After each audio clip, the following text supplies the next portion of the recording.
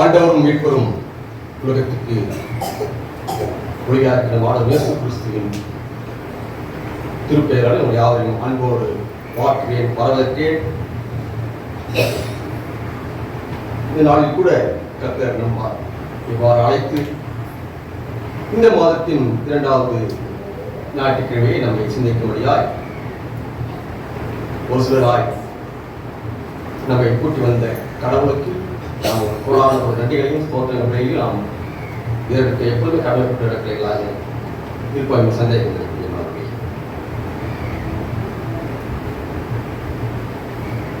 உம்மை போல் யாரும் எந்த இயேசுநாதா ஒரு சனத்து நாம் பாடுவோம். உம்மை போல் யாரும் எங்கள் இயேசுநாதா இந்த பாடல் உம்மை போல் யாரும் உம்மை போல் யாரும்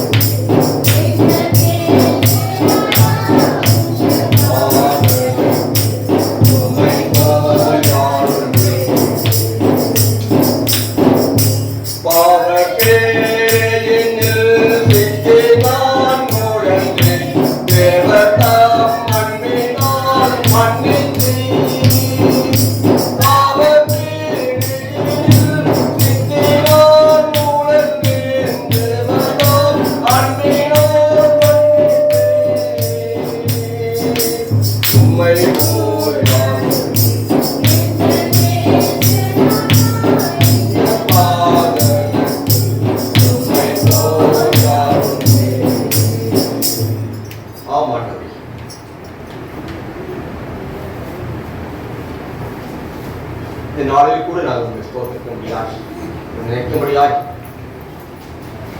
இதை கொடுத்த மிகுந்த எங்களுக்கு இந்த உலகில் உண்மை போல யாருமே இல்லையா?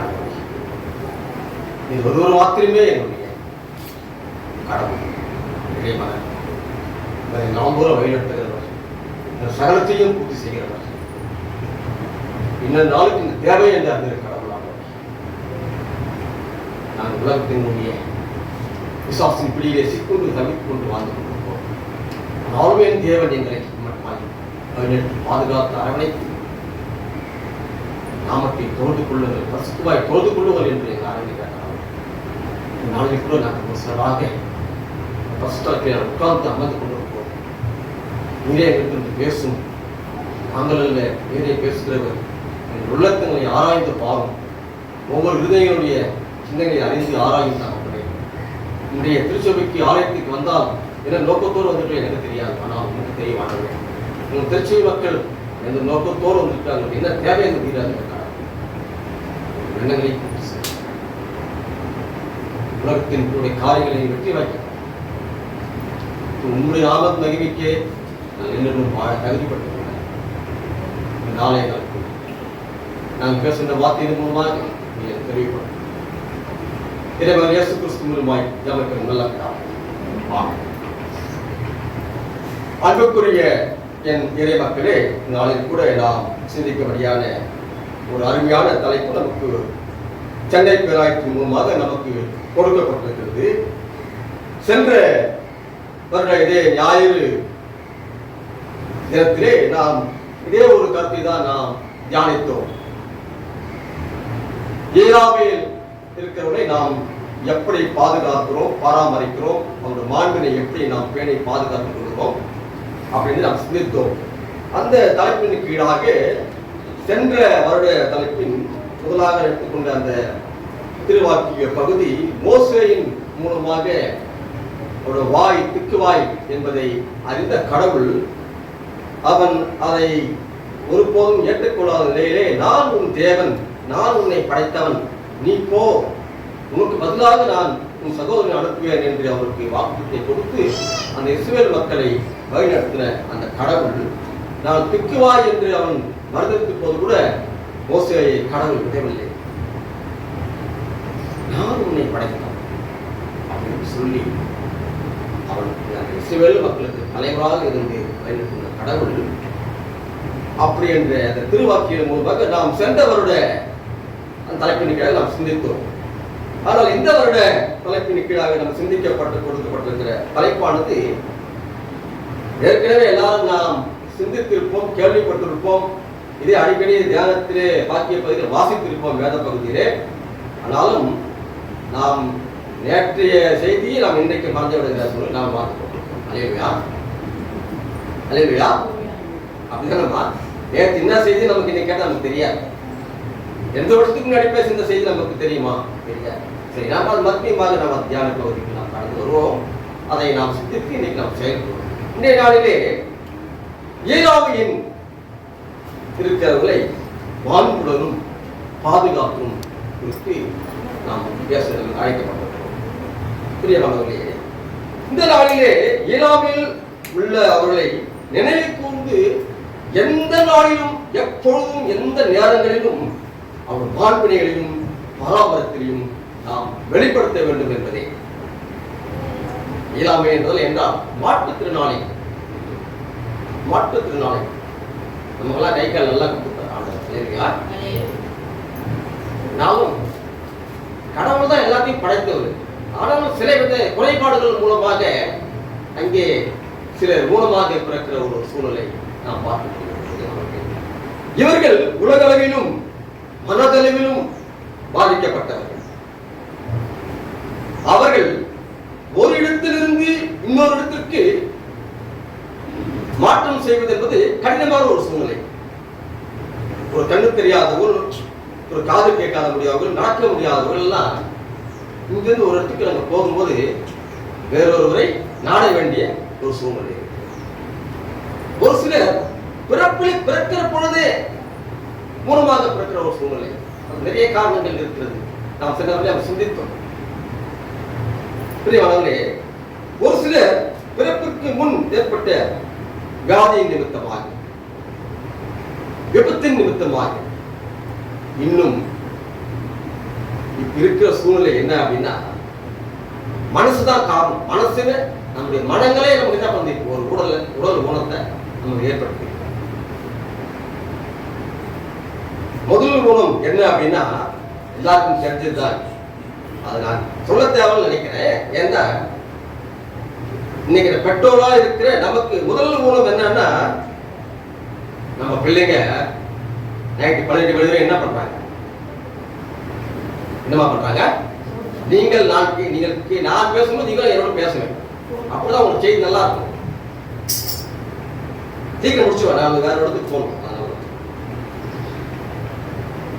இன்னைக்கு பெற்றோருடைய ஊனம் என்ன அப்படின்னா, நம்ம பிள்ளைங்க 12 மணி வரை என்ன பண்றாங்க? எல்லாரும் தெரியுது. அதுவே இன்னைக்கு பெற்றோருக்கு மன ரீதியாக பாதிக்கப்படும்.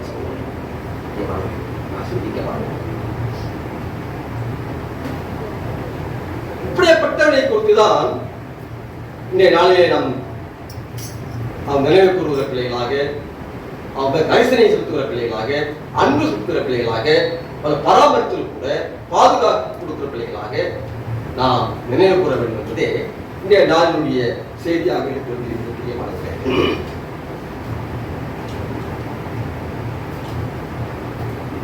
முக்கியமாக நாம் நம்முடைய வழக்க முறையிலே இருப்பது என்னவென்றால், குடும்பங்களிலே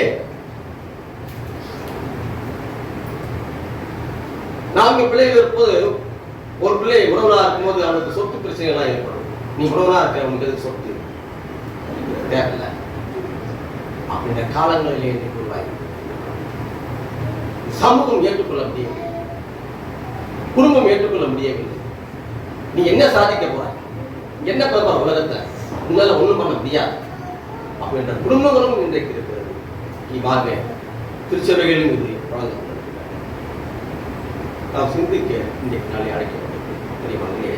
சமூகம் அவர்களை பாவிகள் என்று முத்திரை குத்தப்பட்டுக் கொண்டிருக்கிறார்கள். சமூகத்திலே கடவுள் என்ன பாவத்தை செஞ்சாரோ இந்த மாதிரி கொடுத்துட்டாரே கடவுள் அப்படின்ற சமூக சிந்தனையுடைய நாட்டை நாம் வாழ்ந்து கொண்டிருக்கிறோம்.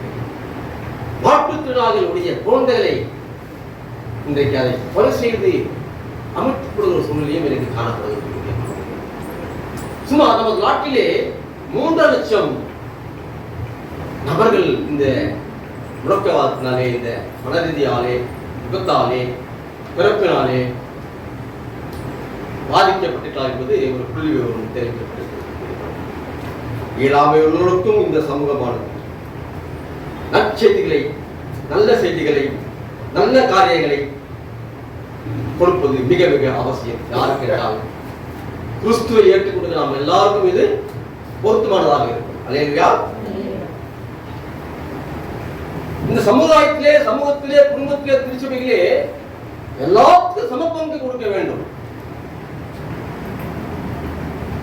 இந்த புரிதல் நமக்கு எப்போ உருவாகுதோ அப்போ நாம் எல்லாரும் ஒரே மனிதர், கடவுளாக அழைக்கப்பட்ட ஒரே சமூகம், ஒரே குடும்பம், ஒரே திருச்சபை என்பதை நாம் வளர்த்துக் கொள்வது மிக மிக அவசியம் என்று சொல்லப்படுகிற இறைவாக்களே. இந்த நாளில் கூட இந்த ஆன்மீகமும் சமூகமும் ஈழாதவர்களை குறித்த ஒரு புரிதலும் அக்கறை காட்டுவதிலும் மிக மிக அவசியம் என்று எனக்கு சொல்லப்பட்டிருக்கிறது. அப்படியாக இல்லாமல் குடும்பத்திலும் சமூகத்திலும் திருச்சபைகள் அவர்களுக்கு முன்னுரிமை கொடுக்கிற நபர்களாக, குடும்பங்களாக, திருச்சபை உறுப்பினர்களாக அவர்களை அழைத்துக் கொள்வதெல்லாம் உரிமை பாராட்டுவது மிக மிக அவசியம் என்று சொல்லப்பட்டிருக்கிறது. இந்த புரிதலோடு நாளைய சிந்தனை நாம் சிந்தித்து நாம் கடந்து செல்வோம். வாசிக்கப்பட்ட முதலாவது திருமறை பகுதியிலே 2 சாமுவேல் 9ஆம் அதிகாரம் வசனங்கள் 9 தொடங்கி 13 வரை வசனம் வாசிக்க கேட்போம். அதை வாசிக்கும் பொழுது அந்த வார்த்தைகளை நாம் எவ்வாறு நாம் சிந்தித்து நாம் செயல்பட்டிருப்போம் என்பதை நீங்கள் உணர்ந்திருக்கும் நம்புகிறேன், விசுவாசிக்கிறேன். வாசித்து பாருங்கள். 9ஆம் அதிகாரம் 7வது வசனத்தை வாசித்து பாருங்கள். தாவீது அவனை பார்த்து, நீ பயப்படாதே, உன் தகப்பனாகிய யோனத்தான் நிமித்தம் நான் நிச்சயமாய் உனக்கு தயவு செய்து உன் தகப்பனாகிய சவுலின் நிலங்களை எல்லாம் உனக்கு திரும்ப கொடுப்பேன். நீ என் பந்தில் நித்தம் அப்பம் புசிப்பாய் என்றார்.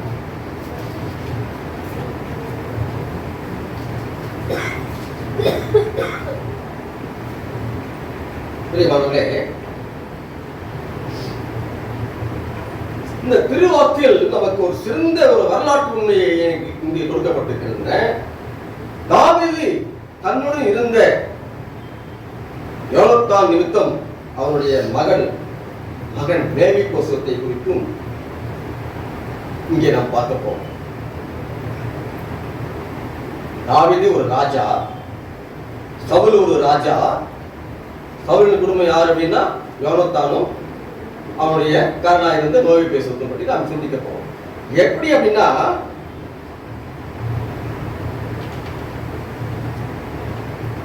சவுல் ஒரு பெரிய ராஜாவாக அரசாண்ட பொழுது தாவீது சிறிய வயதாக இருந்திருக்கும் என்று நம்புகிறேன். சவுல் பெரிய ராஜா, அவர் சொன்னாதான் கட்டளை எல்லாம் அங்க பிறக்கும். அப்படிப்பட்ட நேரத்துல சாமுவேல் தீர்க்கதரிசி வந்து சவுலை பார்த்து என்ன சொல்றாரு அப்படின்னா, தாவீது என்ன பண்ண போறாரு, அரச பதவி ஏற்க போறாரு அப்படின்னு ஒரு காரியத்தை சொல்லிட்டார். யார்கிட்ட? சவுல் கிட்ட. அப்போ சவுல் என்ன செய்யறாரு அப்படின்னா, தாவீது அரச பதவி ஏற்க போறாரா அப்படியே ஒரு ஆச்சரியம் இருக்கு. அப்படிப்பட்ட சூழ்நிலையில் தான் அந்த சவுலின் குடும்பம் தாவீதுக்கு நெருக்கடிகளை கொடுத்து நாம் பார்க்க முடிகிறது. பாருங்க, 2 சாமுவேல் 4ஆம் அதிகாரம் 4ஆம் வசனத்தை வாசித்து பாருங்கள்.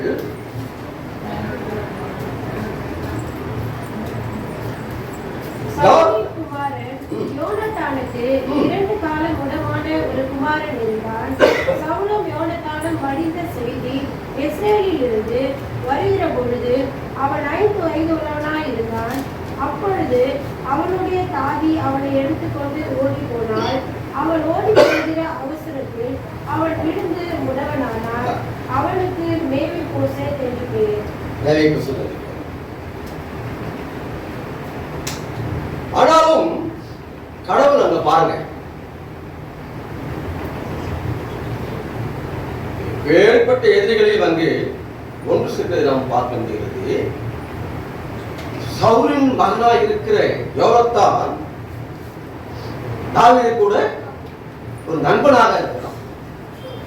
அந்த நண்பன் எதற்கும் தயாராக இருக்கிற ஒரு நண்பன், எந்த சூழ்நிலைக்கும் அவர் நண்பன், எந்த சூழ்நிலைக்கும் அவர் நண்பன். பாருங்க, 1 சாமுவேல் 18:1-4 வரைக்கும் வாசித்து பார்த்தோம்னா, வாசிக்க வேண்டாம். நட்புக்கு இலக்கணமாக அமைந்தவர்கள் தாவீதும் யோனத்தானும். அவர்களின் நட்போ சூழ்நிலையாலும் குடும்பத்தாலும் பதவியாலும் வேறு எதனாலும் யாருமே ஒண்ணுமே செய்ய முடியாது. உறுதியான ஒரு நட்பு தனக்கு வர வேண்டிய அரச பதவியை கூட விட்டுக் கொடுக்கிற ஒரு சூழ்நிலை அங்கே காண்பிக்கப்படுவது. பெரிய மாணவர்களே, பாருங்க, சவுலுக்கு பிறகு யார் ராஜாவானோம்? அவருக்கு குமாரனாக இருக்கிற யோனத்தான் தான் ராஜாவானோம். ஆனா சாமுவேல் தீர்க்கதரிசி என்ன சொல்றாரு அப்படின்னா, யோனத்தானுக்கு அரச பதவி இல்லை, ஆனா தாவீதுக்கு அரச பதவி போக போகுது அப்படின்னு சொல்லும் போது சவுலுடைய மனம் என்ன பண்ணுது? ஒரு கொலவெறி அவனுக்கு உருவாகும். ஆனால் அவர் மகனா இருக்கிற யோனத்தானுக்கு தாவீது ராஜா அரசனாக போகிறானா, அவனுக்கு சந்தோஷம். பிரியமானவர்களே, நாம் இன்னைக்கு விட்டுக் கொடுக்கிற நிலைகளை நாம் இருக்கிறோமா? நாம் சிந்தித்து பார்க்கிறோம். பாருங்க, நாம் இன்னைக்கு எதை விட்டுக் கொடுக்கிறோம்? அங்கே உறுதியான நட்பு தனக்கு வர வேண்டிய அரச பதவி தாவீதுக்கு கிடைக்க போகிறது என்பதை அறிந்த பின்னும் யோனத்தான் தாவீதை அதிகமாக நேசித்தான் என்று சொல்லப்படுவது. பிரியமானவர்களே, மேலாக தாவீது ஒரு மனிதன், யோனத்தான் ஒரு மனிதன். அவர் நட்பு எப்படி என்பதை நாம் சிந்திக்கிறோம். ஆனால் இதற்கு மேலாக ஒரு அன்பு நம்மை இதுவரை தாங்கிக் கொண்டிருக்கின்றன. அந்த மேலான அன்பு எது என்றால், சிலுவையிலே நமக்காக சிந்தி ரத்தம் சிந்திருக்கிற அந்த ஆண்டவர் இயேசு கிறிஸ்துவின் அன்பு என்றென்றுமே மாறாததாக இருக்கிற அன்பு. இயேசுவின் அன்பு அளவிட முடியாதது. அன்பு, இயேசுவின் அன்பு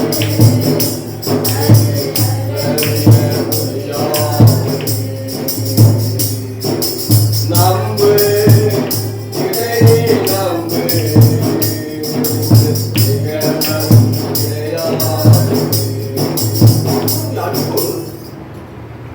யாராலும் எந்த அன்பாலும் கொடுக்க முடியாதுமா. இங்கே தாவீதுடைய அன்பும் யோனத்தானுடைய அன்பும் இங்கே சுட்டி காட்டப்படுவதை நாம் பார்க்க முடியும். அப்பேற்பட்டான ஒரு நட்பு,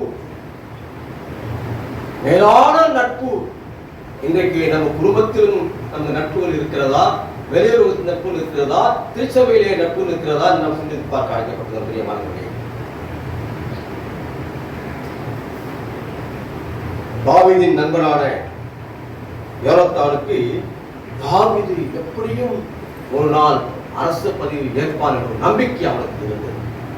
பிரியமானவர்களே, 2 சாமுவேல் 20:15-16 வாக்கு பிரகாரமாக ஆண்டவர் தாவீதின் எதிரிகளை அழித்தொழிக்கும்படிக்கு வேறு இருக்கிற பொழுது யோனத்தான் வேண்டுகிறான். தாவீதை அழிக்காதபடிக்கு என் குடும்பங்களை இரக்கத்தை காண்பிக்கணும், என்னுடைய அப்பா இரக்கத்தை காண்பிக்கணும் அப்படின்னு வேண்டிக்கிறான். யாருக்கு வேண்டிக்கிறான்? கடவுளோட வேண்டிக்கிறான். இன்னைக்கு நாம் அப்பேற்பட்ட மக்களுக்கு நாம் வேண்டிக் கொள்கிறோமா?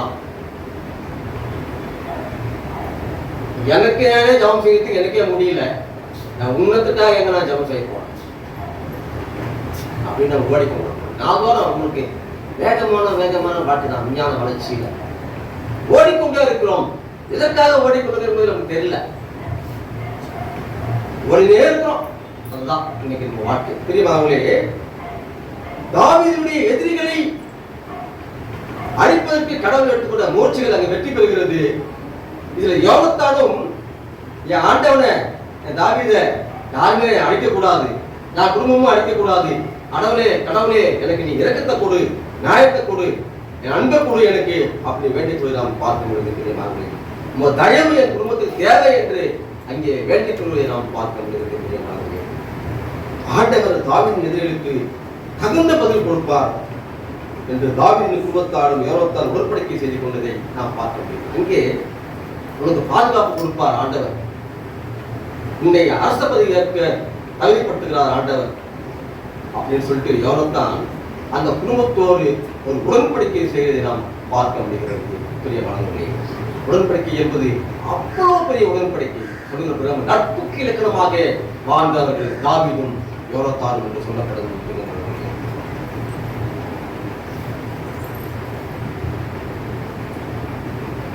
தாவீது ராஜா அபிஷேகம் பண்ணப்பட்ட போது அங்கே யோனத்தான் ஒரு பெரிய மகிழ்ச்சி அடைந்திருப்பான். தாவீது ராஜாவாயிட்டாரு, பெரிய மகிழ்ச்சி இருக்கும். ஆனால் அந்த மகிழ்ச்சியெல்லாம் நமக்கு இங்கே தெரிவிக்கப்படவில்லை. அங்கே தாவீது அரச பதவி ஏற்ற பிறகு தாவீது ஒரு கேள்வியை கேட்கிறார். என்ன கேள்வி அப்படின்னா, சவுலின் குடும்பத்தில் வேறு யாராவது இருக்கிறார்களா? முதல் கேள்வி அதுதான் இருந்தது. முதல் கேள்வி அதுதான் இருந்திருக்கும் நினைக்கிறேன்.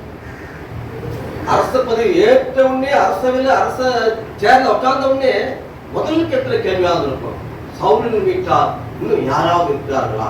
ஏனென்றால் ஒரு யுத்தத்திலே சவுலும் அவன் மகனாக இருந்த யோனத்தானும் பாண்டு போனார்கள். அந்த யுத்தத்திலே 5 வயதாக இருந்த அந்த மேல்விபோசு தான் வீட்டிலே வளர்ந்த செல்வித்தாய் மூலமாக எடுத்துக்கொண்டு தப்பிக்க போற பொழுது அவன் கீழே விழுந்து உடவனான் என்று சொல்லப்படுகிறது. பெரிய வளர்ப்பிலே அப்போது ஏற்பட்ட அந்த முரண்தனம் அவனை மேல்விபோசத்தை மறந்திருக்கக்கூடும். ஆனால் தாவீது யோனத்தான் உடன்படிக்கை செய்த நிமித்தமாக அங்கே என் குடும்பத்தை நீ பாதுகாத்துக்கணும், நாங்க இருந்தாலும் இல்லாட்டாட்டி என் குடும்பத்தை நீ பாதுகாக்கணும், என் குடும்பத்தை நேசிக்கணும், என் குழந்தைகளை நீ தத்தெடுத்து வளர்க்கணும் அப்படிதான் சொல்லியிருப்பாரு யோனத்தான். அதை நினைத்து பார்க்கிற தாவீதாக அங்கே அரசவையில் உட்கார்ந்திருந்த அந்த தாவீது சவுலின் வீட்டாரால் இன்னும் வேற யாராவது இருக்கிறார்களா என்று கேட்டவுடனே அங்கே சவுலின் வேலைக்காரர்களாக இருந்த சீபாவின் இடத்திலே என்ன சொல்றார் அப்படின்னா, இன்னும் ஒரு மகன் இருக்கிறான், சவுலின் பேரனாக இருக்கிற மேல்விபோசு இருக்கிறான். எங்க இருக்கிறான் அப்படின்னா 130 கிலோமீட்டர் தொலைவே இருக்கிறான், பாத்திரின் வீட்டிலே அங்கே வசித்துக் கொண்டிருக்கிறான் அப்படின்னு ஒரு வார்த்தை சொல்லப்படுகிறது. உடனே என்ன பண்றார் அப்படின்னா, தாவீது ராஜா உடனே அவனை அழைத்துக் கொண்டு வா இடத்துல அப்படின்னு சொல்றார். சீபாவும் அங்கே போய் சென்று அந்த பாத்திரின் வீட்டில் இருந்த அந்த மேல்விபோசத்தை அழைத்தவரை நாம் பார்க்க முடிகிறது. அங்கே ஏலாமையில் இருந்த அந்த மேல்விபோசு அழைத்து வருகிற பொழுது அங்கே அரசவையிலே அவன் உள்ளே நுழைவதற்கு தடைகள் இருந்தன. பழைய காலகட்டத்திலே மோசேயின் சட்டத்தின் பிரகாரமாக பழுதற்ற ஆட்டுக்குட்டிகளை பழுதற்றவர்களை ஆண்டவருக்கு படைக்கக்கூடாது. நமக்கு ஆண்டவருக்கு படைக்கக்கூடாது. பௌநோய் பிடிச்சவங்க சுருவைகிறவங்க என்ன பண்ணணும், ஆசாரிகளை பார்க்க உள்ளே வரக்கூடாதுன்னு சட்டம் இருந்தது.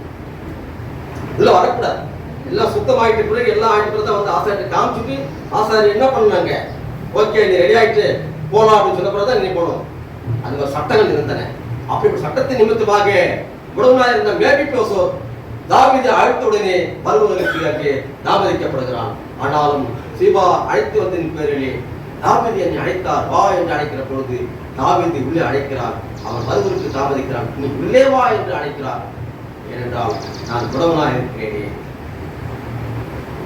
அந்த நட்பின் நிமித்தமாக யோனாத்தின் நட்பின் நிமித்தமாக மேல்விபோசத்தை அங்கே தன்னுடைய பந்தியிலே உட்கார வைத்து அவனுக்கு தினங்களை எல்லாம் அவனுக்கு கொடுத்து தினங்களெல்லாம் முழுது பராமரித்து தான் உண்ணுகிற உணவிலே அவனை சேர்த்துக் கொண்டாந்து தான் உண்ணுகிற உணவிலே ஒரு அரசர் பதவி இருக்கிற ஒரு சூழ்நிலையை பார்க்கும்போது அங்கே பலவிதமான உணவுகள் அங்கே இருக்கும். அப்படிப்பட்ட பந்தியிலே உட்கார வைக்கிறது நாம் பார்க்கணும். ஏழாமையில் உள்ளவர்களை அங்கே நேசிக்கிறார் தாவீது ராஜா. பெரிய ராஜா, இஸ்ரவேலுக்கு ராஜா. ஏழாமையில் உள்ளவர்களை அங்கே தெரிந்து கொண்டு யோனத்தான் நிமித்தம் போடப்பட்ட அந்த உடன்படிக்கையை அங்கே ஏற்றுக்கொள்ளுகிற தாவீதாக அரசராக அங்கே சேர்ப்பதை நாம் பார்க்க முடிகிற இறைமக்களே. ஒரு நாட்டுல ஒரு ராஜாவுக்கு பதவி ஏற்றார் அப்படின்னா அதற்கு பிறகு முன்னாடி இருந்த அரசர்கள் என்ன பண்ணுவாங்க? கொலை செஞ்சு போயிட்டுருவாங்க. முன்னாடி இருந்த அரசர்கள் என்ன பண்ணுவாங்க? ஆண்கள் எல்லாம் கொலை செஞ்சு போட்டுருவாங்க. ஏன்னா நமக்கு இங்க இருந்தா என்ன பண்ணுவாங்க? மறுபடியும் தொந்தரவு கொடுத்துருப்பாங்கன்னு சொல்லிட்டு அவனை கொலை செய்த காலங்கள் உண்டு. ஆனால் தாவீது ராஜா அப்படி எல்லாம் செய்யலை. ஆனா எனக்கும் மேலாக ஒருவர் இருக்கிறார், அவர் என்னை பாதுகாத்துக் கொள்வார். யார் அவர்னா நம்ம கடவுளாக இருக்கிற கடவுள், ஆண்டவர் தான். நமக்கும் மேலாக இருக்கிற கடவுள் இன்னைக்கு நம்ம எண்ணங்களை மாற்றுவார் என்று சந்தேகிக்கிறேன். அலையிலே சொல்லுவோமா? ஏனென்றால் தாவீது ராஜா ஆண்டவர் மேல அவ்வளவு பட்டுறுதிமா. தப்பு செய்து அவங்க முட்டி போட்டு என்ன பண்ணுவாரு? முட்டி போட்டு மன்னிப்பு கேட்டுருவாரு. நாம் என்ன பண்றோம்? ஞாயிற்றுக்கிழமை வரையும் என்ன பண்றோம்? நம்ம ஞாயிற்றுக்கிழமை வரையும் எப்ப ஆலயத்துக்கு போட்டு எப்ப ஜனிப்பது எப்ப ஆராதனை இருக்கும் அப்ப முட்டி போட்டு ஜெபம் பண்ணலாம். ஞாயிற்றுக்கிழமை வரை நம்ம காத்து இருக்கோம். ஆலயம் எப்ப கேட்டு கூட்டு தர போறாங்க உள்ள போய் ஜெபம் பண்ணலாம். ஆலயத்துக்கு நம்ம தவறு செய்தா அப்பயே முட்டி போட்டு ஜெபம் பண்ணுங்க. தவறு செஞ்சா முட்டி போட்டு அப்பயே ஜெபம் பண்ணுங்க. நான் செஞ்ச தவறு தெரிந்தும் தெரியாமல் செய்கின்ற அவர்களாலே கடவுள் நம்ம எப்போதுமே மன்னிக்கிற ஆண்டவரா இருக்கிறார். சில பேர் நம்ம தெரிஞ்சு தவறு செய்யறோம், தெரியாம தவறு நடந்து போயிடும். அதை மன்னிக்கிற ஆண்டவர். ஏனென்றால் பாவங்கள் எல்லாம் அவர் என்ன பண்ணார்? சிலுவையிலே சிந்தி நம்மை உச்சம் தலை முதல் உள்ள காலவை நம்மை பராமரித்து பாதுகாப்பு கொடுத்த கடவுள் இங்கே தாவீது ராஜாவின் தன் பற்றுதலே விசுவாசத்திலே அவ்வளவு மென்மையை காட்டுகிறவாய் காணப்படுகிறார். பிரியமானவர்களே, அந்த தாவீது மேவிபோசத்தை அழைத்து வருகிற போது அவன் கலைஞருப்பான். இப்படிப்பட்ட ராஜாவா, இப்படிப்பட்ட ராஜா நான் சமூகத்தில் பார்க்கவே இல்லையே அப்படின்னு நாம் இருந்திருக்கோம். ஆனாலும் அவனை பராமரித்து பாதுகாத்து சூழ்நிலை பார்க்க முடியும். இன்னைக்கு நாம கூட இப்படிப்பட்ட சூழ்நிலை இருக்கிறவர்களை நாம் இன்னைக்கு பராமரித்து பாதுகாக்க நாம் இன்னைக்கு முன் வருகிறோமா என்று சிந்தித்து பார்க்க நாம் அழைக்கப்படும் பிரியமானவர்களே.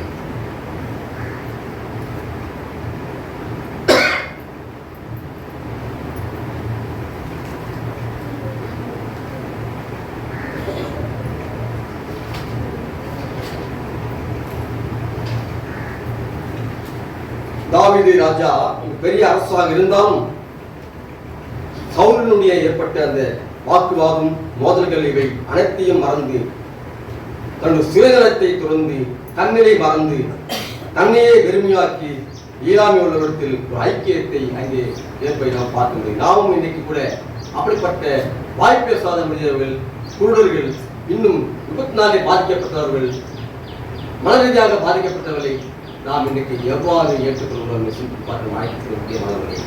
இந்த ஐக்கியத்தில் நாம் அவர்களை இணைக்கிறோமா?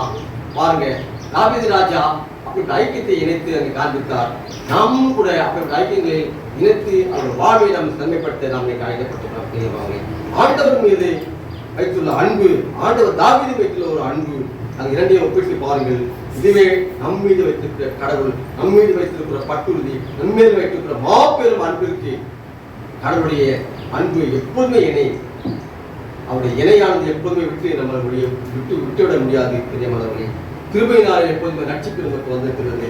நம்முடைய கர்த்தருடைய எதிரிகள் மூலமாக நாம் இன்னைக்கு பிசாசுடைய பிடியில ஒரு காலத்துல வாழ்ந்து இருந்தோம். ஆனாலும் இன்னைக்கு இயேசு கிறிஸ்துவ நம்ம ஏற்ற பிறகு அதெல்லாம் விடுபட்டு இன்னைக்கு நம்மளுடைய உடலும் மூலம் இன்னும் நம்மளுக்கு மன ரீதியாக பாதிக்கப்பட்ட சூழ்நிலை எல்லாவற்றையும் இயேசு கிறிஸ்துவின் ரத்தத்தினாலே எல்லாவற்றையும் நிவர்த்தியாக்கி நம்மை செம்மையான பாதையிலே நடத்திக்கொள்ள என்ற சந்தேகம் பிரியமானவர்களே. ஆனாலும் கர்த்தராகிய இயேசு கிறிஸ்துவின் நிமித்தம் நம்மை தம்முடைய பிள்ளைகளாக பிதாவானவரை ஏற்றுக்கொண்டு யோவான் சுவிசேஷம் 1ஆம் அதிகாரம் 14ஆம் வசனம் பிரகாரமாக நமக்காக தமது அரசை, தமது இறையரசை அங்கே பரலோகத்திலே ஆயத்த பண்ணியிருக்கிற சந்தேகம் பிரியமானவர்களே.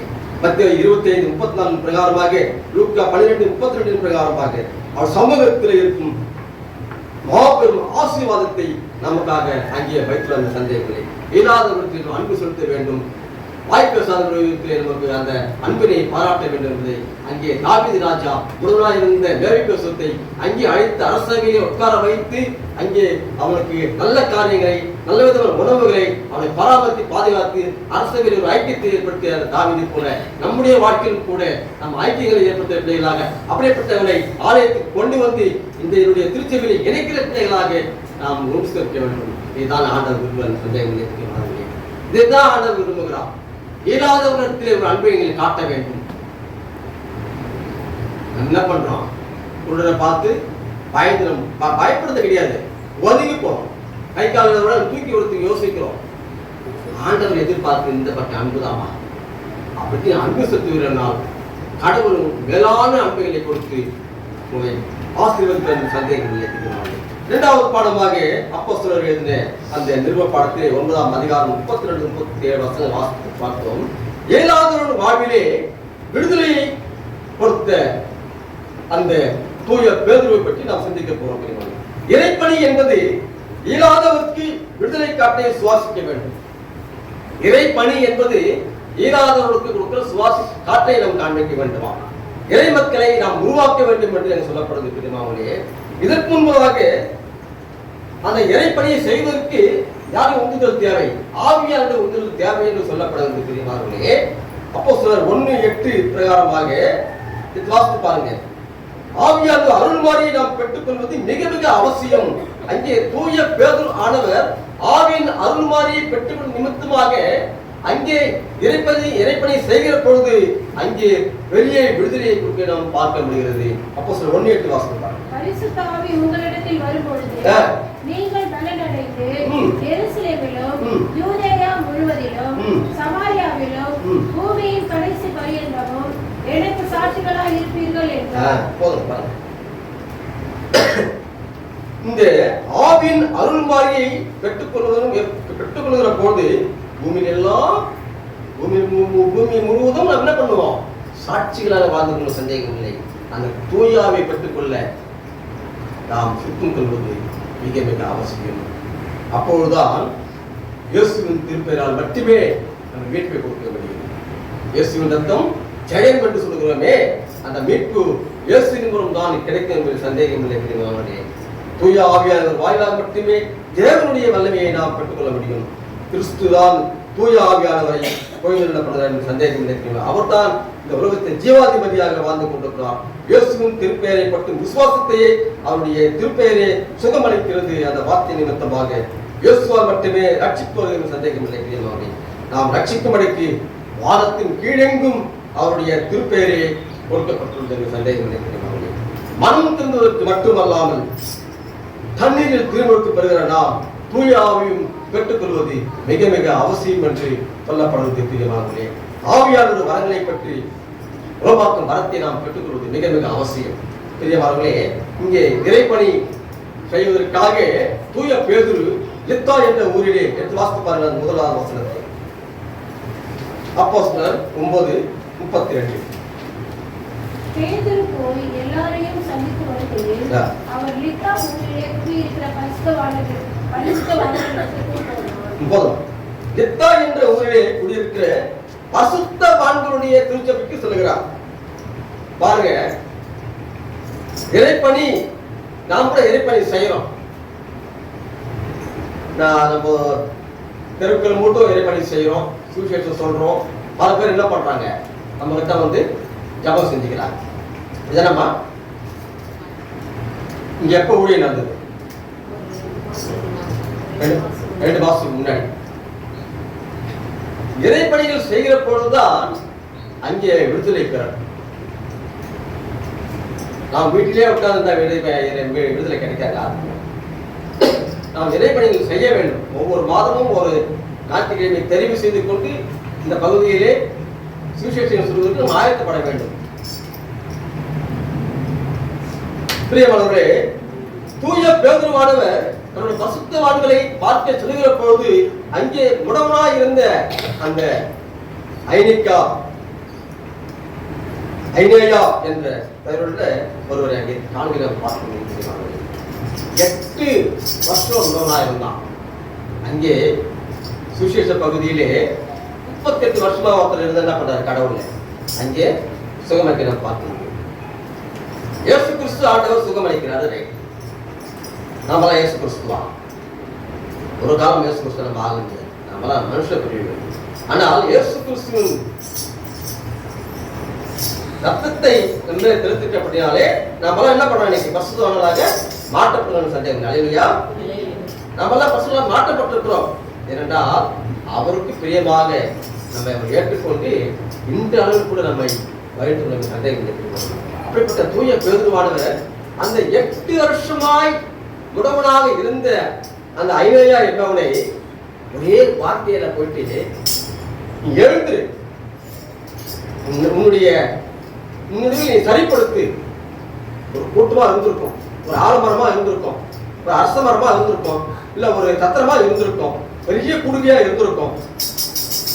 பாருங்க, அந்த கூட்டத்தில் உள்ளே போயிட்டு முடவனாக இருந்த அந்த நபரை குறித்து நீ எழுந்துரு, உன்னது நீ சரிப்படுத்து, நீ எழுந்துக்கு. அப்ப ஒரே வார்த்தை, நாங்க போயிட்டு கையை வைக்கல, ஜெபம் பண்ணல, எண்ணெய் பூசல. யோசித்து பாருங்க, ஒரு முடவனை, ஒரு இயலாதவனை யாருமே தூக்க அவனை காப்பாற்ற வேண்டும் என்ன யாருக்குமே வரல. ஒருத்தோட கூட்டம் உட்கார்ந்து இருக்கிறாங்க, எல்லாம் பேசிதான் இருக்கிறாங்க. அவனை யாரும் கொண்டு போகணும்னு அவனுக்கு யாருக்கும் விருப்பமும் இல்லை. இன்றைக்கு நம்ம இதில் நம்ம ஏதாவது நாம் எங்க கொண்டு சொல்லிட்டு அவனை எங்க சேர்க்கணும் நாங்கள் சேர்க்க மாட்டோம். ரோட்ல ஒருத்தவங்களுக்கு வந்து ஒரு ரோட்ல ஊந்து அப்படியே இருந்து பார்த்து போயிட்டே இருக்கிறோம். ஆனா பேதுருவானவர் அப்படி பார்க்கவில்லை. அவனை பார்த்த உடனே எழுந்து உன்னை நீ சரிப்படுத்திக் கொள் சொல்லுவது நான் பார்க்க. பேதுரு விசுவாசம் எப்படிப்படா இருக்கிறது சிந்தித்து பாருங்கள். கடவுள் மீது அங்கே நம்பிக்கை வைத்திருக்கிற பேதுருவாக, வல்லமைகளை ஆற்றல்களை பெற்ற பேதுருவாக, தூயாவியை பெற்றுக்கொள்ள பேதுருவாக அங்கே காணப்படுகிறார். நாமும் இன்றைக்கு இயேசு கிறிஸ்துவை வணங்கி கொண்டிருக்கிறோம், வல்லமையை நாம் பெற்றுக் கொண்டிருக்கிறோம், தூயாவியை பெற்றுக் கொண்டிருக்கிறோம். நம்முடைய செயல்கள் இன்றைக்கு எவ்வாறு கொண்டது என்று குறித்து பாருங்கள். நமக்கு அப்படிப்பட்ட வரங்கள் நமக்கு இருக்கிறதா? அந்த தூயாவின் வரலை பெற்றுக்கொள்ள இன்னும் இன்னும் இன்னும் நாம் என்ன பண்ணோம்? விசுவாசத்தை இன்னும் நம்ம ஊன்ற வேண்டும், விசுவாசம் இன்னும் தரப்பட வேண்டும். அந்த விசுவாசத்தை பெற்றுக்கணும், வல்லமையை பெற்றுக்கணும். நீங்க பேதுரு சொன்ன உடனே அந்த வார்த்தையை சொன்ன உடனே அங்கே சுகம் பெற்று எழுந்தால் எடுத்து பார்க்க முடிகிறது. இன்னைக்கு அப்படிப்பட்ட விசுவாசம் நம்மகிட்ட காணப்படாதான் சிந்தித்து பாருங்கள். பெரிய கடவுள் மீது கொண்டுள்ள முழு பற்றுறுதி, முழு நம்பிக்கை, கடவுளுடைய வல்லமையை அங்கே பெற்றுக்கொண்டு தூய பேதுருவானவர் வார்த்தை நிமித்தமாக ஒரு வார்த்தை சொன்னோம் போதும், நீ என் வீட்டுக்கு வர வேண்டாம், நீ ஒரு வார்த்தை சொன்னால் போதும், அங்கே மகன் பிழைப்பான் அப்படி ஒருத்தர் சொன்னார். எங்க ஞாபகம் இருக்கு யாருக்காவது? சொல்லுங்கம்மா, எல்லாம் தூக்கம் வருதா? நீங்க பதில் நீங்க சொல்லணும். அசைவாடும் ஆவியே தோய்மையும் ஆவியே, அசைவாடும் ஆவியே தோய்மையும்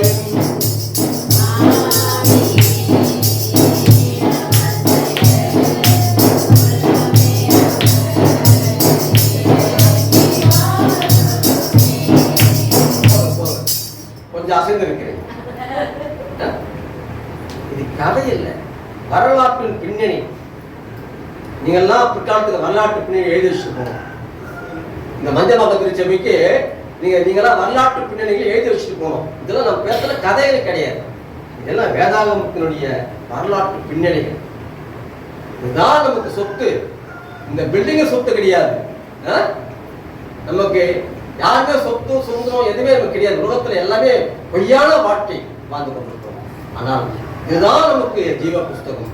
இதுல பெயர் எழுதப்பட வேண்டும். பிரியமானவர்களே, இதுல பெயர் எழுதப்பட வேண்டும். இந்த பெயர் எழுதுவதற்கு நீங்கள் எவ்வாறு காத்துக்கொள்ள வேண்டும்? அசைகின்ற ஆவி இங்கே இந்த பில்டிங் விட்டு அசைய மாட்டேன். நிரப்பேடுமே ஆவியே, நடைய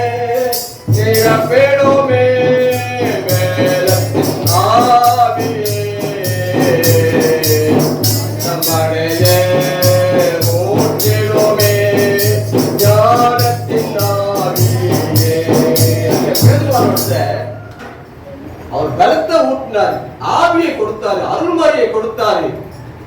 அவன் முழு பற்றுறுதியை, முழு விசுவாசத்தை அங்க காத்து கொண்டான் தூய பேதுருவானவர். இந்த காத்து கொண்டது நிமித்தமாக அவன் வார்த்தை நிமித்தமாக சுகத்தை கொடுத்ததை நாம் பார்க்க முடிந்து பிரியமானவர்களே. ஒரு வார்த்தை, நீ எழுந்து நட, எழுந்து உன்னை சரிப்படுத்து என்று சொன்னது நிமித்தமாக அவன் சுகப்பட்டான் என்று அங்கே பார்க்க முடிகிறது பிரியமானவர்களே. இப்படிப்பட்ட விசுவாசம் நம்மளுக்கு காணப்பட வேண்டும் என்று ஆண்டவர் விரும்புகிறார் பிரியமானவர்களே. பாருங்க, பேதுருவின் விசுவாசம் எப்படிப்பட்டதா இருந்து அவர் கடவுள் மீது முழு நம்பிக்கை, வல்லமைகளையும் ஆற்றல்களையும் தூயாளர்கள் மூலமாக பெற்றுக் கொள்கிறார் என்று பார்க்க முடிகிறது பிரியமானவர்களே. இயேசு கிறிஸ்து உன்னை குணமாக்குகிறார், இயேசு கிறிஸ்து உன்னை குணமாக்குகிறார் என்ற வார்த்தைகளே அவனை சுகம் பெற செய்து என்று பார்க்க முடியும். ஒரு வார்த்தை மட்டும் சொன்னால் போதும், ஒரு மகன் பிழைப்பான் என்று அங்கே இயேசு கிறிஸ்துவின் கேட்ட 100க்கு அதிபதியை நாம் பார்க்கிறோம். நம்முடைய விசுவாசமும் அப்படிப்பட்டதாக இருக்க வேண்டும். இதற்கு தூய ஆவியின் வழியை நாம் பெற்றுக் கொடுக்கிற வழியை நாம் தேட வேண்டும் என்பதை இந்த பேதுரு வார்த்தையினால் விடுதலை கொடுக்கிறார்.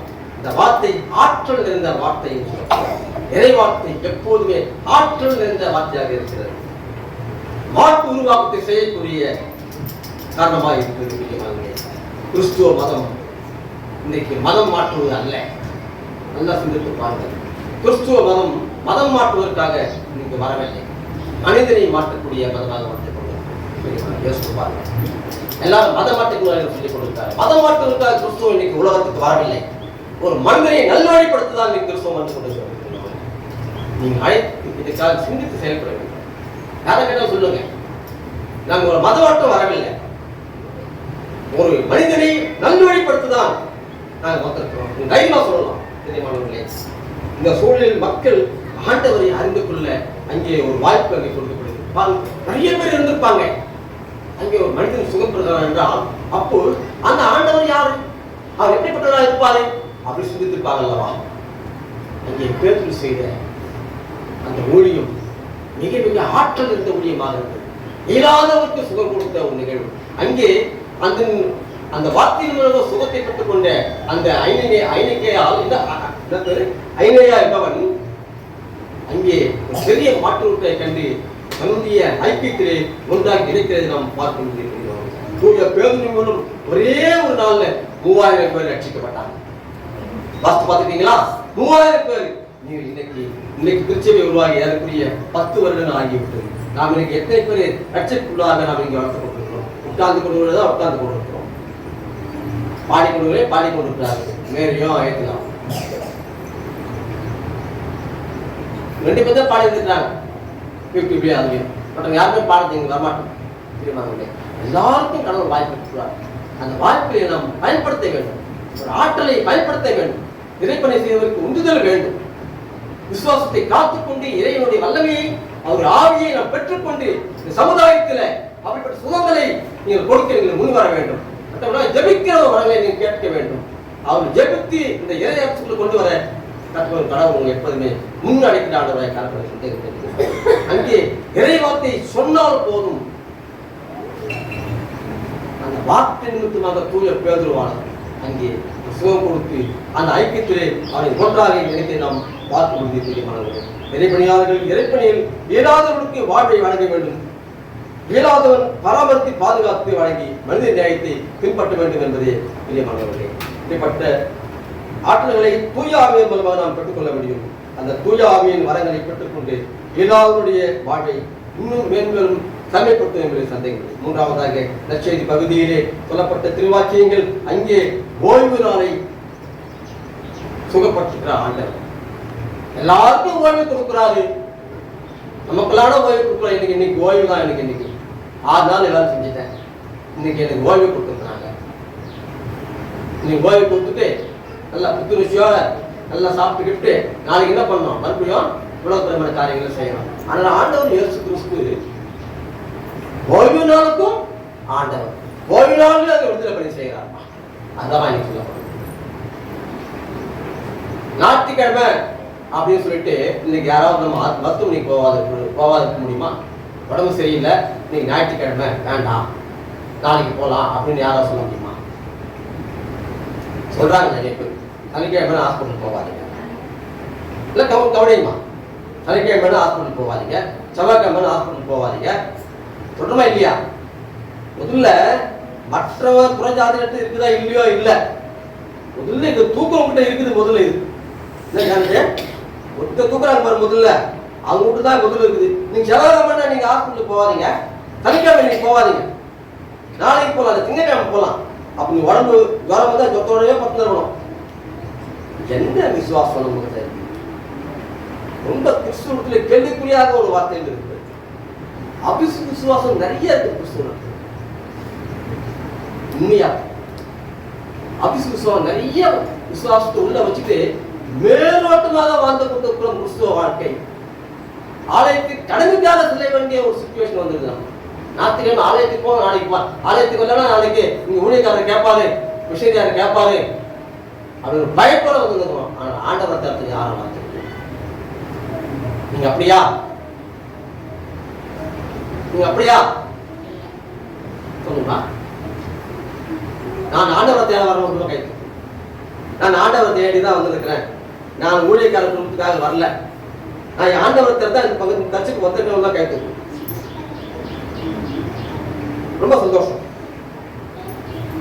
சின்னஞ்சிறு வயதில் என்னை குறித்து மகிழ்வோ பாருங்க. மகிழ்வோம் மகிழ்வோம் தினம் மகள் மகிழ்வோம் யேசுராஜன் சொந்தமாயினார். மகிழ்வோம் தினம் மகள் மகிழ்வோம் யேசுராஜன் சொந்தமாயினார்.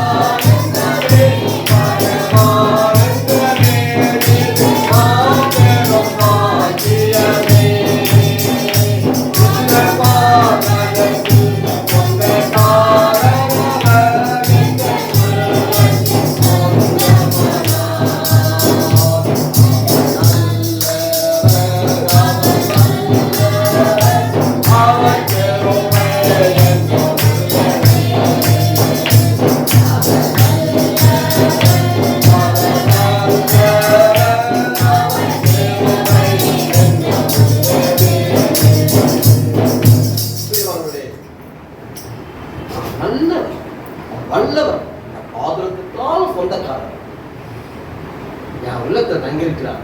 சேற்றில் விழுந்து என்னை தூக்கி எடுக்கிறார், தூக்கி எடுத்து எனக்கு வாழ்வை கொடுத்திருக்கிறார். பிரியமானவர்களே, இங்க ஆண்டவர் இயேசு கிறிஸ்து ஓய்வினாலும் ஆண்டவராக நாம் பார்க்க முடியுது. வாசிக்க கேட்ட அந்த பகுதியிலே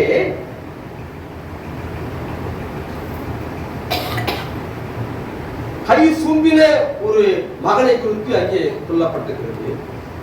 அனைத்து படைப்புகளையும் படைத்த கடவுள் 7ஆம் நாளிலே ஓய்ந்திருந்ததை பார்க்க முடிகிறது. கடவுள் 7ஆம் நாளுக்கு 7ஆம் நாளுக்கு ஆசி வழங்கி அதை புனிதப்படுத்துகிறார். ஆதியாகமம் 2ஆம் அதிகாரம் 3ஆம் வசனத்திலே 7ஆம் நாளுக்கு ஆசி வழங்கி புனிதப்படுத்தி நாம் பார்க்க முடிகிறது. சிலருடைய வாழ்விலே 7வது நாளை ஓய்வு நாளாக அனுசரிப்பது மட்டும் அல்லாமல் அவர்களுடைய பணியாட்களுக்கும் ஓய்வு கொடுத்துகிறார்கள் பார்க்க முடியும். இஸ்ரவேலருக்கு ஓய்வு நாட்களை கடைபிடிப்பதற்கான சட்டங்களையும் ஓசியன் மூலமாக வகுத்துக்கு நாம் பார்க்க முடியும். ஓய்வு நாட்களில் யாரும் வேலையும் செய்யக்கூடாது. இது ஒரு புனிதமான நாள். வாரம் ஒரு முறை மக்களும் விலங்குகளும் ஓய்வு பெற்றுக்கொண்டு புத்துணர்ச்சி பெற்றுக்கொண்டு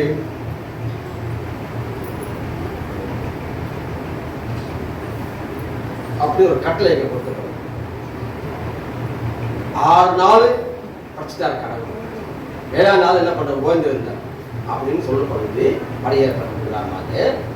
ஆனாலும் பழைய ஏற்பாட்டு பிரகாரமே வந்தோம்னா பல்லுக்கு பல்லு, கண்ணுக்கு கண்ணு, தலைக்கு தலை, கை கால் என்ன பண்ணும்?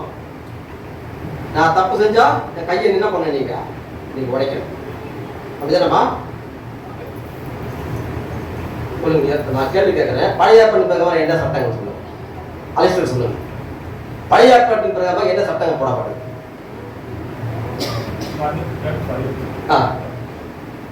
இயேசு கிறிஸ்து வந்த பிறகு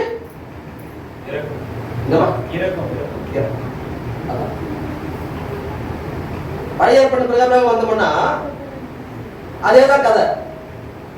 ஆனால் புதிய ஏற்பாட்டு வந்த பிறகு நன்மை செய்வது எது, தீமை செய்வது எது, எது தீமையான காரியம், நல்லாமான காரியம் செய்து அப்படின்ட்டு முன்னுக்கு விட்டார் ஆண்டவரைங்க. அங்கே கோசேரின் மூலமாக வகுத்தப்பட்ட நியாயப்பிரமாண சட்டங்கள் எல்லாம் என்ன பண்றாரு?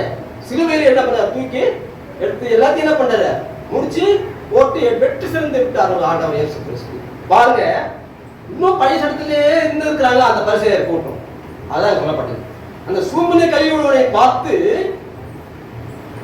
ஓய்வு நாள்ல எப்படி குணப்பட்டு பார்க்கலாம். பயிர் வழியே போய் கொண்டிருந்த ஆண்டவர் இயேசு கிறிஸ்து சீடர்களோடு பயணிக்கிற பொழுது அங்கே பசி அவங்களுக்கு சாப்பிட்டுருப்பாங்க. ஆனாலும் பசியின் கொடுமை காண முடியல. போற வழியெல்லாம் கதிர்கள் இருந்திருக்கு, அதை குறைந்து சாப்பிட்டாங்க, பசியை ஆட்டிக்கினாங்க. இது ஒரு நியாயமா? இது நியாயம் தானே? இது நாம் கூட ஊர் பகுதியில் போகும்போது இங்க நிறைய வேலைவழிகள் இல்லை. ஊர் பகுதியில் போகும்போது கம்பு, கேழ்வரை அதெல்லாம் போட்டு வச்சிருப்பாங்க. நாங்கள் திரும்பி சாப்பிடுவோம். ஒரு கம்பங்களை அறுத்து கோவிந்து சாப்பிட்டுக்கிற நிலைமை காலங்கள்லாம் உண்டு. அது ஒரு தவறா? தவறுனா தவறுதான். ஆனாலும் ஆண்டவர் இயேசு கிறிஸ்து உடன் செல்லுகிற பொழுது ஆண்டவர் இயேசு கிறிஸ்துவை குற்றம் சாட்ட வேண்டும் ஒரு கூட்டம் அங்கே கூடிக்கொண்டிருக்கின்றன.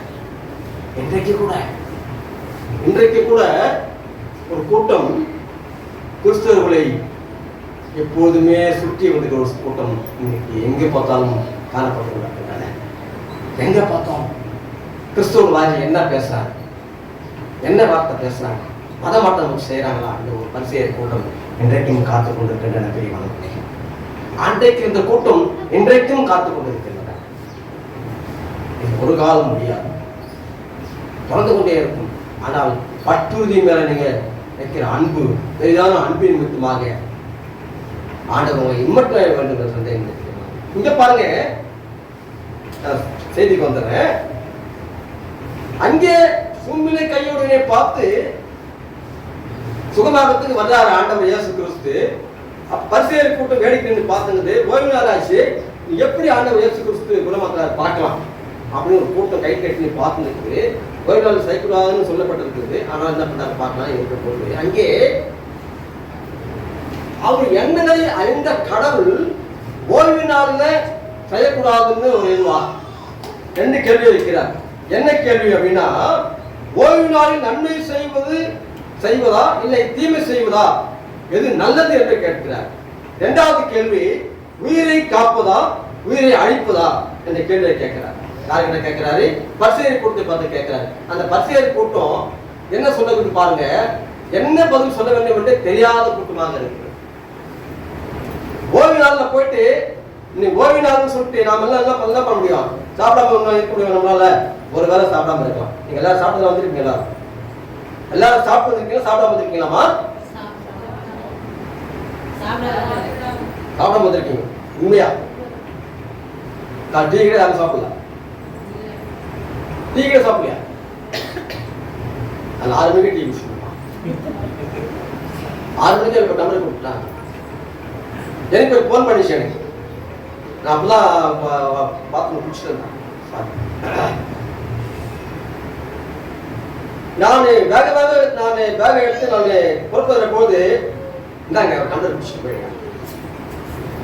என்ன காப்பி இந்தாங்க, நானே நேரம் ஆச்சுன்னு போயிட்டு இது பண்ணிட்டு காப்பி வரை கொடுத்துருக்கேன் அப்படின்னு ஒரு ஆதரவு போயிட்டேன். பிரியமானவர்களே, நமக்கு நேரங்கள் நமக்கு போதவில்லை. நீங்கெல்லாம் நீங்க உட்கார்ந்து இருக்கிறீங்க, ஆனா இவரு அண்ணன் வந்தாருமே ஒரு நேரம் எடுப்பாரு அப்படின்ட்டு ஒரு கருத்து எல்லாத்துக்கும் உண்டு. நான் சொல்றேன், இங்கே சுங்குன கையுடைய அந்த நபரை குறித்து ஆண்டவர் கேட்கிற கேள்வியை பரிசேரை பார்த்து, ஓய்வு நாளில் நன்மை செய்வது தீமை செய்வது எது எளிது? இதுக்கு சமயமா சடங்கா இல்ல வேற என்னவா? எது நீங்களே சொல்லுங்க, பதில் சொல்லுங்கன்னு கேட்கிறாரு. அவன் எந்த பதிலும் சொல்ல அவனுக்கு முடியல. பிரியமானவர்களே, அங்கே ஆண்டவர் இயலாமையுள்ளவர்களுக்கும் அங்கே ஆண்டவர் இருக்கிறார். அப்படிப்பட்ட ஓய்வு நாளிலும் குணப்படுத்துகிற வல்லமையை அங்கே மேற்கொள்ள பார்க்க முடியும். நாமும் கூட இயலாதவர்களுக்கு அன்பு செலுத்த வேண்டும். அப்படிப்பட்ட இடத்துல நம்முடைய அன்பை காட்டி அவர் என்ன செய்யணும் அதை செய்யணும். அதுதான் ஆண்டவர் விரும்புறார். அவனை சிம்பிள கையோட பார்த்து உன் கையை நீட்டு அப்படின்ற சுகமாகும். அவனுக்கு உடனே ஒரு ஆச்சரியம், கையை நீட்டு என்றாலும் சுகமாக சுகமாயிடலாம். உடனே இயேசு கிறிஸ்துவை கொலை செய்ய வேண்டும் என்று எண்ணங்கள் போட்டுனே இருக்கிறாங்க. எப்படியாவது கைது செய்ய வேண்டும், எப்படியாவது கைது செய்ய வேண்டும், இயேசுவை கொலை செய்ய வேண்டும். என்ன ஒரு கூட்டம்! இன்றைக்கும் கிறிஸ்துவா இருக்க நமக்கும் அப்படிப்பட்ட தொந்தரவுகள் இன்னைக்கு நிறைய இருக்கின்றன. பிரியமானவர்களே, இதை நாம் வாழ்க்கையிலே நம்மை முன்னிறுத்தி விசுவாசத்திலே பற்றுவதிலே வைக்கிற பொழுது அங்கே தாவீது ராஜா என்ன சொல்றாருன்னா, அரச பதவி ஏற்றிட்ட பிறகு அவர் நினைச்சு செஞ்சிருக்கலாம், ஆனாலும் ஆண்டவர் என்னோட இருக்கிறார், ஆண்டவர் என்னோட இருக்கிறார், ஆண்டவர் என்னை பார்த்துக்குவாரு, நானே அவரை இது பண்ணணும், என் ஆண்டவர் என்னோட இருக்கிறேன் பற்றுறுதி அவனுக்கு இருந்தோம்.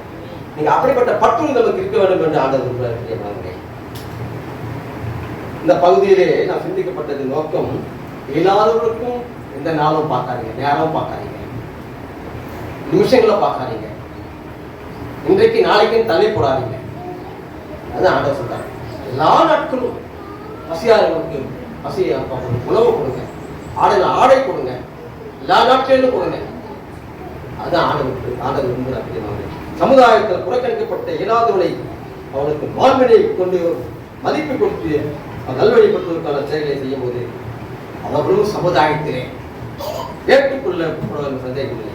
ஆண்டவர் பரிசேயர் கூட்டத்தை பொருட்படுத்தாமல் மனிதனின் வாழ்வுக்காக அந்த உயிரை பணையம் வைத்து அங்கே செயல்பை நாம் பார்க்க முடியும். நிறைவாக நான் சொல்லி முடித்தேன், இப்படிப்பட்டவர்களுக்கு திருச்சபையிலே முன்னுரிமை கொடுங்கள், வாழ்க்கையை கொடுங்கள், திருச்சபையில் நல்ல காரியம் செய்வதற்கு அவனுக்கு முன்னுரிமை கொடுத்து உதவுங்கள், சமுதாயத்திலே நல்ல ஒரு வாழ்க்கைக்கான அங்கீகாரத்தை அவனுக்கு கொடுங்க. வாயில்ல, காது கிக்கல, கையில் என்று அவன் தள்ளி போடாதீங்க. ஒரே ஒரு சிறிய கருத்து நான் முடிக்கிறேன்.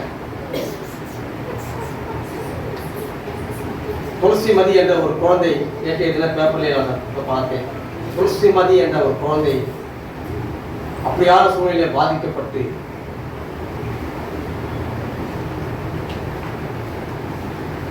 ஒரு விளையாட்டு டென்னிஸ், அந்த விளையாட்டை விளையாடுவதற்கு தேவையான பொருள் உதவி பொருளாதாரம் அவங்க வீட்டில் இல்லை. ஆனாலும் முயற்சி, அவன் அப்பா சொல்றாரு, நீ முயற்சி செய்யுமா, நீ தன்னெழுக்கி விடாதுமா அப்படின்னு சொல்றாரு. அந்த தன்னிமித்தமாக அந்த மகள் இன்றைக்கு ஒரு விருதை வாங்கியிருக்கிறார். தமிழ்நாட்டுடைய விருதை இன்னைக்கு வாங்கியிருக்கிறார். இல்லையா? தமிழ்நாட்டுடைய விருதை இன்னைக்கு வாங்கியிருக்கிறார். நான் முடவன், நான் வாய், நான் ஊனமற்றவன், காது கேட்கலன்னு சொல்லி தள்ளி வைக்காதீங்க, தள்ளி வைக்காதீங்க, உள்ள கொண்டு வாங்க, சமுதாயத்தை முன்னிறுத்துங்க, திருச்சபைக்கு கொண்டு வாங்க, நல்வழிப்படுத்துங்க, என்ன தேவைன்றது அவங்க நீங்க காண்பீங்க. அதுதான் ஆண்டவர் சொல்றார். இயலாத இடத்துல உங்களை அன்பை காமிங்க, அவன் சுகத்தை கொடுங்க அப்படின்னு ஆண்டவர் கேட்கிறார். நாம் நீங்க எத்தனை பேருக்கு சுகத்தை கொடுக்கணும் எடுத்து பாருங்க. பிரியமானவர்களே, வார்த்தைகள் நமக்கு கடவுள் அருளப்பட்ட வார்த்தைகள், ஆண்டவராகிய இயேசு கிறிஸ்துவின் திருப்பத்தில் ஒவ்வொருவரும் சமத்துவ சிந்தனையோடு அனைத்து மக்களையும் குறிப்பாக இயலாதவரிடத்திலே அன்பு செலுத்தி மனித நியாயத்தை வளர்க்க வேண்டும் என்பதிலே சந்தேகம் இல்லை. பிரியமானவர்களே, ஆண்டவர் இயேசு கிறிஸ்து இயலாதவருடைய விடுதலையாளராய் காணப்பட்டார். விடிவில் நட்சத்திரமாக காணப்பட்டார். எல்லாருடைய பக்கம் நிற்பவர் நீதியை நிலைநாட்டில் ஆண்டவராக காணப்பட்டார். நம்மையும் அப்படிப்பட்ட செயலிலே நிறைவேற்ற வேண்டும் என்று ஆண்டவர் வாதங்கள் சந்தேகம். அங்கே தாவீது ராஜா எல்லாரிடத்திலே அன்பு காட்டியது போல, பேதுரு எல்லாரிடத்திலே சுகத்தை கொடுத்தது போல, இங்கே ஓய்நாளும் என்று பாராமல், நேரம் என்று பாராமல், எப்போதும் சுகம் தேவை என்று உங்களுக்கு சுகத்தை கொடுக்கும்படி, அலங்கிலே கொடுக்கும்படி ஆண்டவர் எப்போதும் உங்களை தயார்பட்டுக் கொண்டிருக்கிறார். ஆண்டவர் ஆசீர்வதித்துக் கொண்டிருக்கிறார். நீங்கள் அப்படிப்பட்ட காரியங்களை செய்ய கடவுள் எப்போதுமே உங்கள் அழைக்கிறார்கள் கலந்து கர்த்தர் தாமே இந்த வசனை நமக்கு ஆசீர்வதித்தவராக. ஆமென். எல்லாம் வல்ல நல்ல ஆண்டவரே, இந்த காலை வேளை கூட நாங்கள் இந்த நாளை சிந்தித்த இந்த தலைப்பானது இயலாதவர்களுக்குரிய ஆற்றல், இயலாதவர்களை நேசிக்க வேண்டும், இயலாதவரை பாதுகாக்க வேண்டும் என்ற ஒரு கருத்தினை எங்களுக்கு திருமறை வாக்கின் மூலமாக நாங்கள் அதை வாசித்தோம் தகப்பனே, தியானித்தோம் தகப்பனே. அங்கே தாவீது ராஜா ஏனோத்தாம் செய்த உடன்படிக்கை நிமித்தமாக பெரிய அரச பதவியில் இருந்தாலும் கூட அங்கே லேவி விசுவத்துக்கு தன்னுடைய அரச பதவி நிமித்தமாக அங்கே கொண்டு வந்த அந்த ஐக்கியத்தை இயலாதவர்களை கண்காணித்து பராமரித்து அங்கே செய்யப்படி நாம் பார்க்க முடியாது. பெரிய ராஜா அங்கே இறக்கங்களை காண்பித்தார். இயலாதவர்களுக்கு அன்பு சித்தர்கள் பார்க்க முடியும். அங்கே பூஜை பெருமானம் வல்லமை பெற்றுக் கொண்டு வார்த்தை நிமித்தமாக அங்கே சுகத்தை சுகத்தை கொடுத்தார். இப்படியாக நாங்களும் ஒரு நாள் என்று பாராமல் செய்த விடுதலை பண்ணி நாங்களும் அப்படிப்பட்ட காரியங்களில் ஈடுபட திருச்சி வகையை ஒன்று சேரும், ஐக்கியத்திலே ஒன்று சேரும், இல்லாதவர்களுக்கு நாங்கள் நன்மை செய்ய தகுதிப்படுத்த மாட்டேன். தகுதிப்படுத்தும் கேட்ட இதே மக்கள் ஆசீர்வதி பலப்படுத்தும். நாங்கள் சமுதாயத்திலே அப்படிப்பட்ட நற்காரியங்களை செய்ய எங்களை தகுதிப்படுத்த மாட்டேன். எல்லாவற்றையும் மாணவர்கள் ஜபத்திலும் நல்ல ஆமென்.